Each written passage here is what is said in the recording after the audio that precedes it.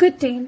I'm Nayana Sajith, and for the purpose of this assignment, this video documentary shall venture into the life of a scientist through an interview with Dr. Milind Watve, a scientist who formerly worked with ISA and currently an independent scholar in biology, working as a theoretician.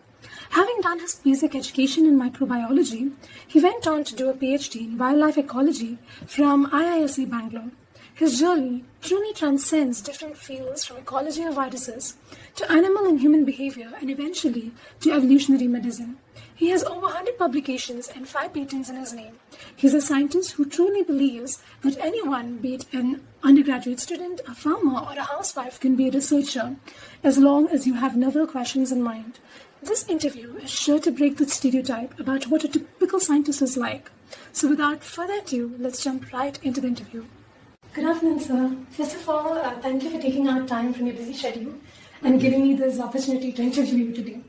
I would first like to ask you how you ended up being where you are today, or what was your journey like to being a research scientist and theoretician? I was interested in teaching, okay, and still am. So by the time I completed my masters, I had sort of decided that I want to be in science, but more as a teacher than as a researcher. And so I started teaching immediately after my masters, and that was a sort of dream come true. Okay. So I joined PhD at a much later stage in my life. I completed the PhD from IISc Bangalore, and that was in record time. I was fortunate to get a very liberal environment. The entire department was quite liberal, and it was in CES, Center for Ecological Sciences, and my supervisor was Dr. Sukumar. My master's was in microbiology, and I was interested in wildlife, I was interested in nature.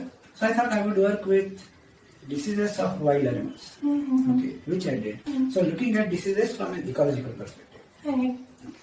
So I worked on disease ecology, then I came back to teaching. So my very first independent work was on eagles. So we found a nest, and as we started observing, questions came up. Okay. So we thought of pursuing those questions, then do a more structured observation rather than something random, do quantitative studies, record a few things, try to answer the questions, and that was my first sort of independent work. So my little life is devoted more to doing research outside the mainstream academia. Okay. Throughout my life, I worked with undergrads, with housewives, then with farmers, with some tribes, and so on. But my model of research is not given by the career options. We say that if you have questions, then you are a researcher. So now, sir, in what particular discipline or sub-discipline of biology was your research focus on during your time? I believe you've also worked as a professor at ISA. Yes.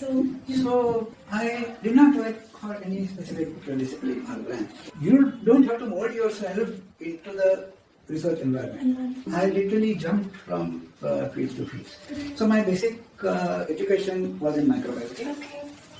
Then my PhD was in ecology or wildlife. Simultaneously, I did not give lab work because I came back to a microbiology department. So there were many questions which needed lab-based methods.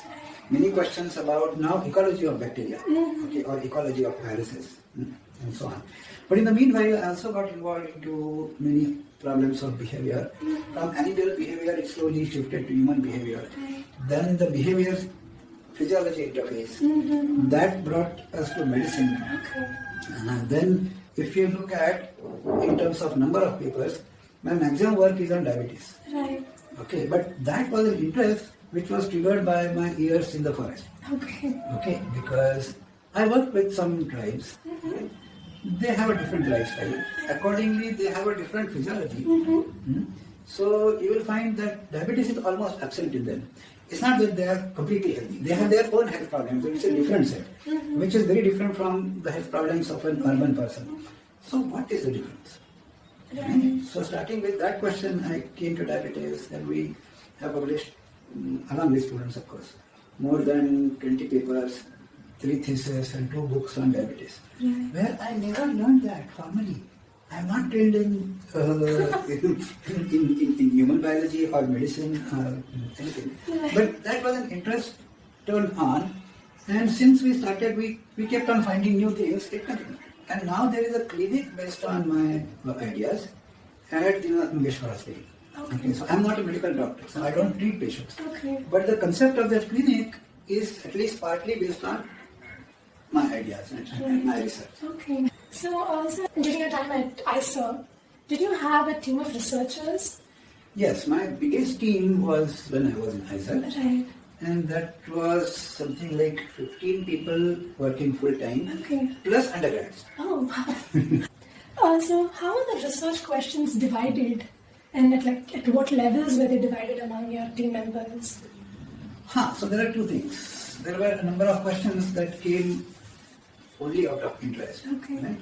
Which was mainly from undergrads, but the postdocs, the PhD students and the research, the project assistants and all, they were not prevented from doing anything new.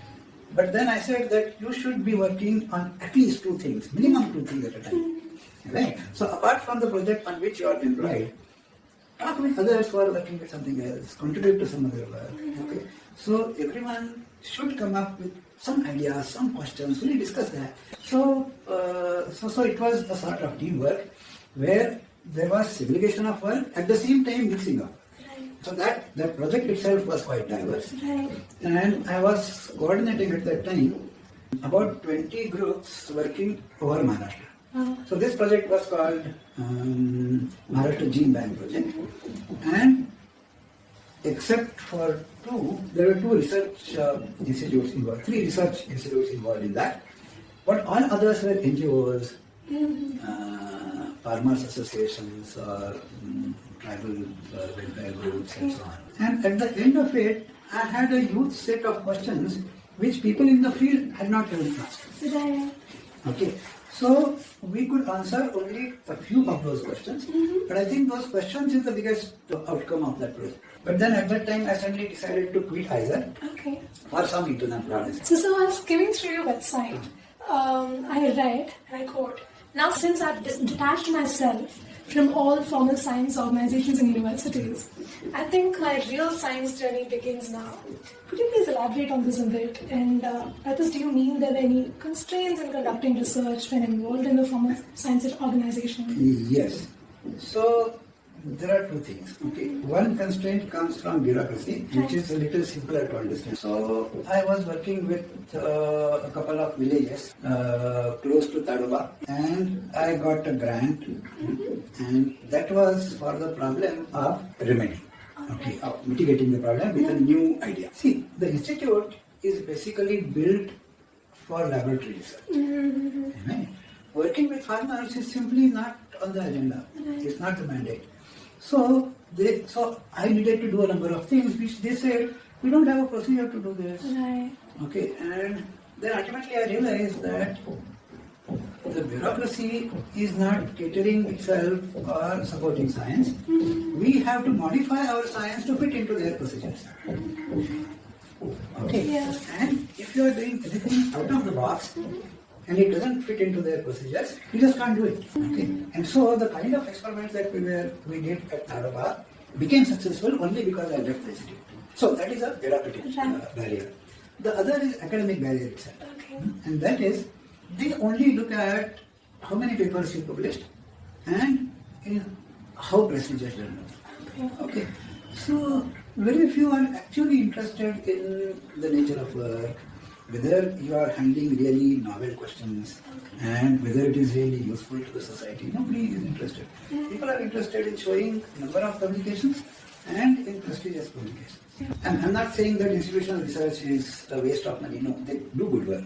Okay. But there are so many types of work, so many different research problems that are needed, but they are outside the limitations of the institutes.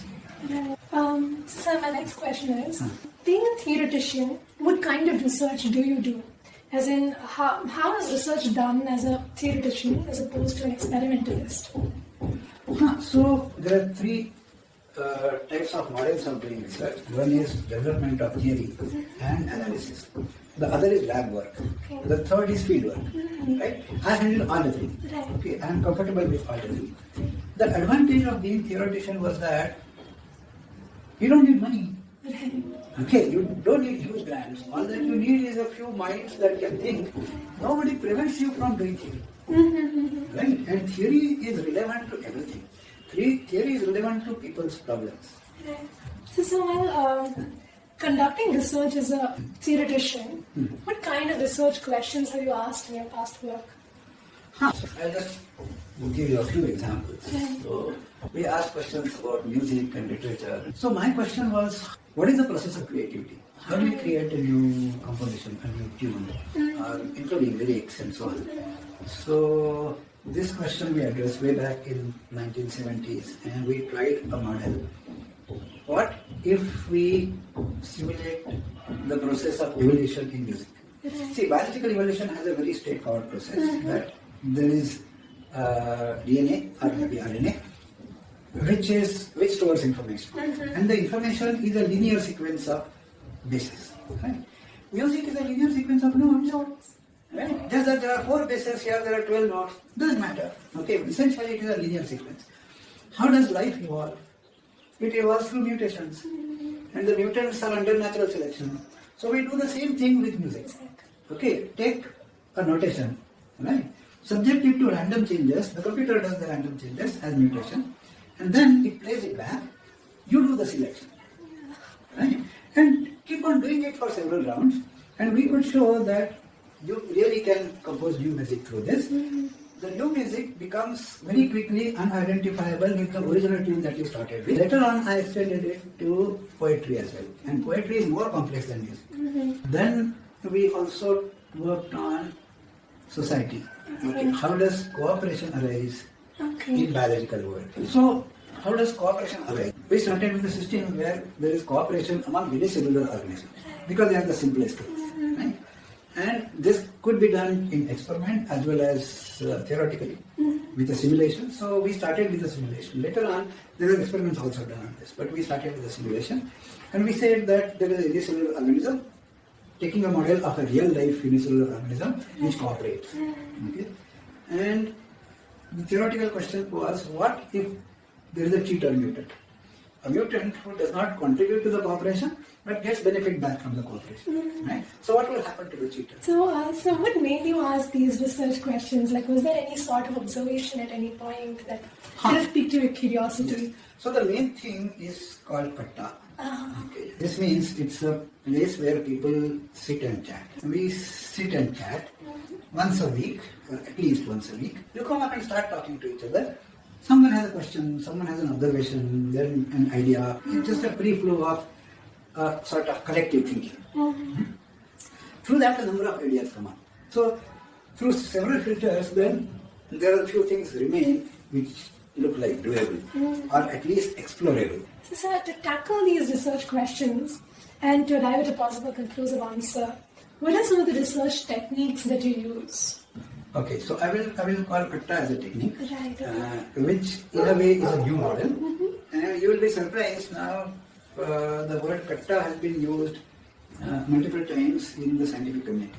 The other tools that we mainly use are either theoretical, like doing simulations, writing some simple but novel models, doing statistics from public domain data, going out and doing field work, because nobody prevents you from going out, and very simple lab experiments whenever you have access to a lab.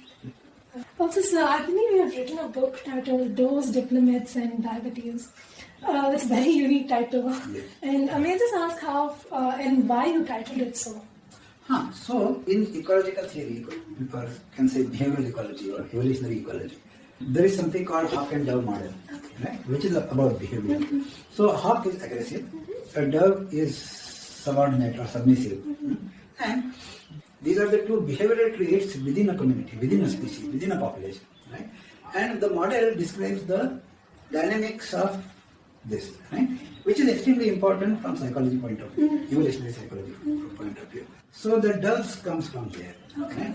So that hawk and dove, when it refers to animal behavior, when it comes to human, we started using the terms warriors and diplomats. Right? So there are warrior personalities and diplomat personalities. It depends on how you face your social situations, any problems in life, whether you face them as a warrior or whether you face them as a diplomat. Right?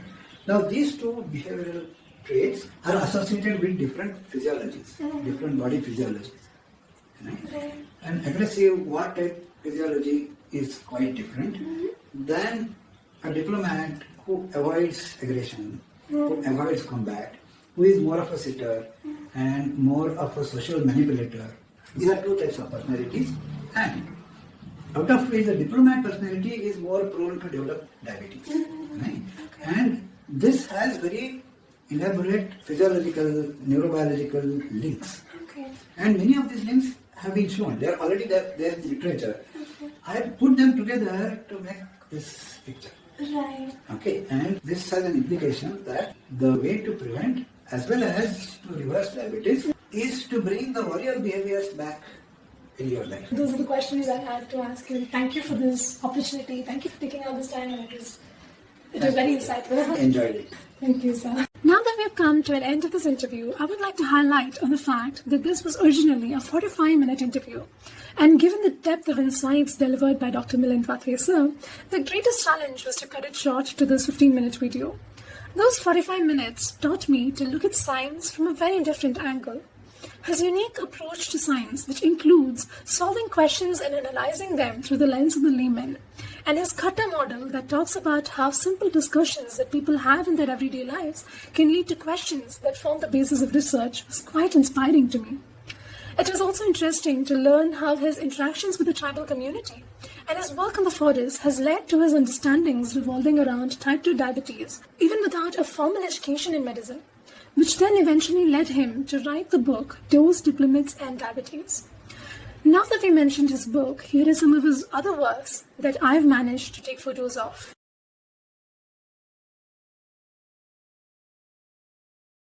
And with that, we've come to an end of this video documentary. A huge thanks to Dr. Milind Watve, sir, for taking out time from his busy schedule and giving me the opportunity to interview him. Thank you.